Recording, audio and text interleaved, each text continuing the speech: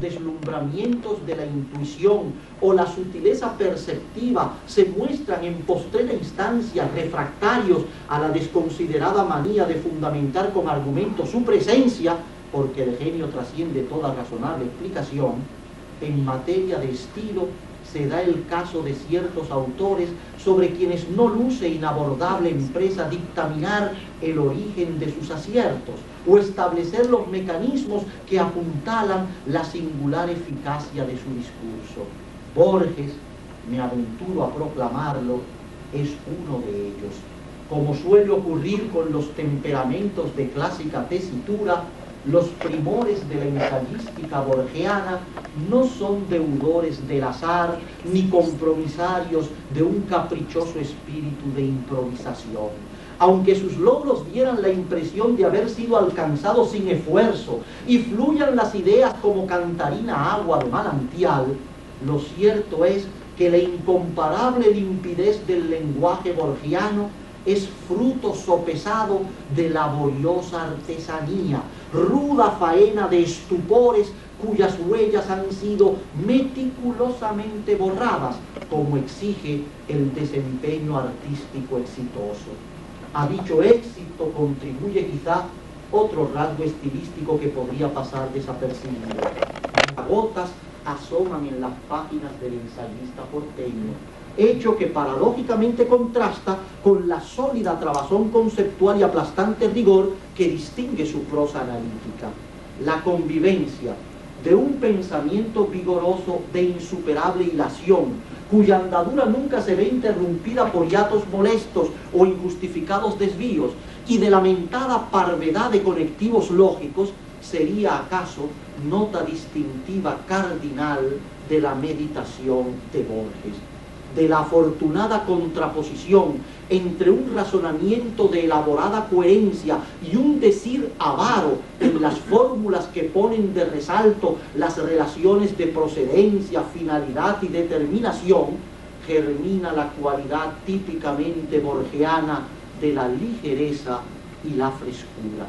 Tales enlaces lógicos propios del discurrir conceptual, si bien organizan las ideas favoreciendo su articulada presentación, tienen el inconveniente de lastrar el período con recetas lingüísticas de desairada catadura que al acumularse entorpecen con su burda monotonía la marcha de la frase.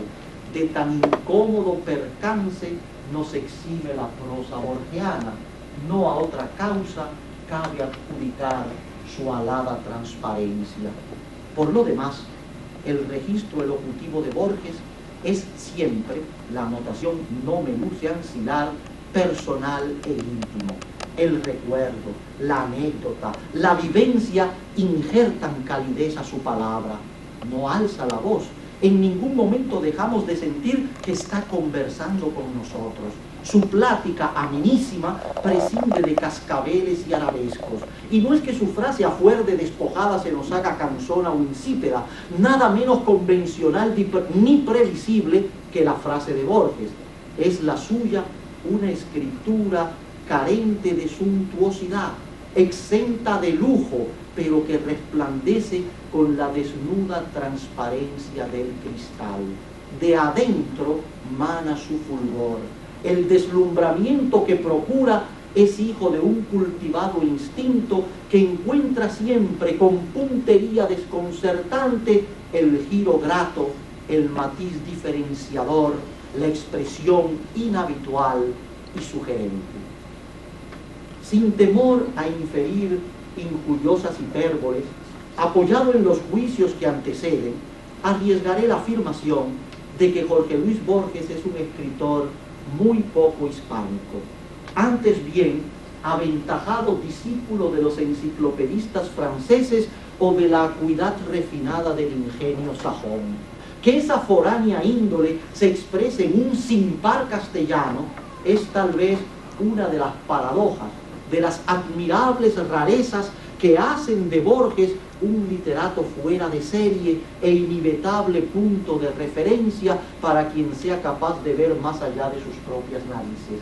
en lo tocante a la peculiar modalidad borgiana de exponer las ideas, sirviéndose de protocolos que lastran la argumentación con un devastador principio de incertidumbre, técnica retórica a la que he bautizado con el insatisfactorio nombre de estrategia dubitativa, si no me engaño, parejo artificio cumple una doble función.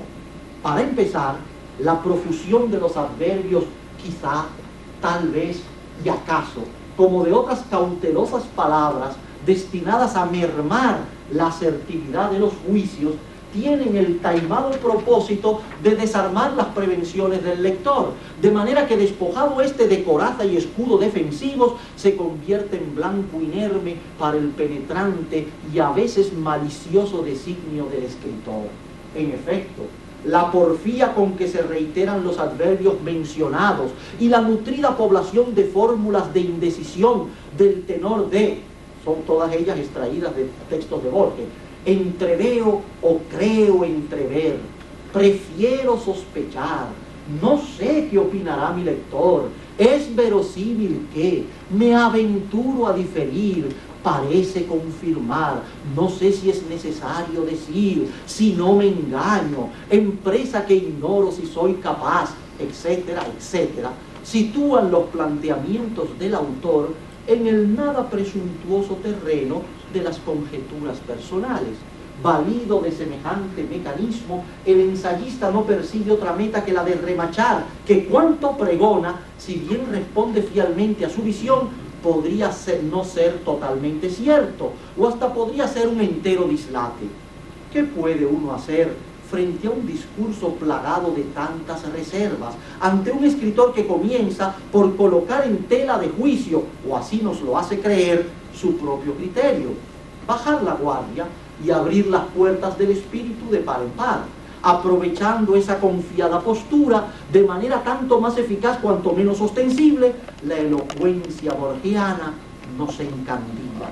Al final estaremos convencidos de que lo que Borges dice, aunque antes de escuchárselo a él nos habría escandalizado, es, y de qué modo, lo que nosotros habíamos pensado siempre. El segundo propósito del referido planteo dubitativo es generar las condiciones para sembrar la suspicacia en el lector acerca de asuntos que hasta ese momento no parecían problemáticos. Los quizá, los tal vez, los acaso, junto a los demás giros de reticencia enumerados en las líneas que preceden, tienen la virtud de ir propiciando un clima de incertidumbre, un espacio enrarecido donde lo que juzgábamos firme realidad, evidencia irrecusable, eras aquí transmutadas en etéreo espejismo de la mente. Insidiosa, acariciante y oblicua, la arremetida verbal del erudito y sagaz escoliasta no marra nunca el centro de la diana. Terminamos la lectura de cualquiera de sus ensayos y ya estamos dispuestos a conceder que el mundo es una ficción, vástago espurio de nuestra fiebrada fantasía, embrujo irresistible de una palabra que nos arropa en las gasas del sueño. Por lo que hace al humor, me incorporaré al coro de cuantos sostienen que es uno de los inveterados atributos de la escritura borgiana, y desde luego de los más temibles. Pues ¿qué puede haber de más entretenidamente persuasivo que la lucidez transfigurada en ironía iconoclasta? No sería excesivo estatuir que en el